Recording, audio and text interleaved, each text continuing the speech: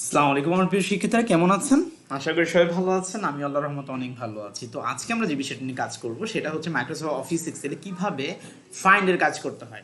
ধরেন একটা লাইনের এই যে আমরা দেখতে পাচ্ছি, আমি কয়েকটা নাম্বার দিয়েছি, যেরকম এই লাইনের 8 নাম্বার যে সংখ্যাটা সেটা কত নাম্বার লাইনে আছে, মানে কয়টা সংখ্যা, কত নাম্বার সংখ্যাতে আছে আমরা সেটা শিখব। তো প্রথমে আমাদের যেটা করতে হবে সেটা হচ্ছে সমান সমান সমানের পর লিখতে হবে find. Find first bracket open, আর আমরা কোনটা জানতে চাচ্ছি 8, তাহলে 8টা হাত দিয়ে লিখবো, তারপর কমা দিব, তারপর হচ্ছে এই যে সংখ্যাটার উপরে ক্লিক করবো, তারপরে ফার্স্ট ব্র্যাকেট ক্লোজ দিব, ইন্টার।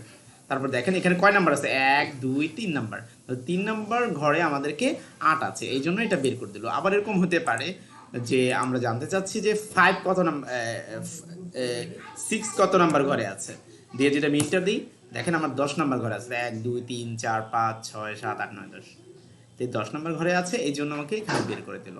তো আপনাদেরকে অসংখ্য ধন্যবাদ মনোযোগ আমার ক্লাসটি দেখার জন্য। ভালো থাকবেন।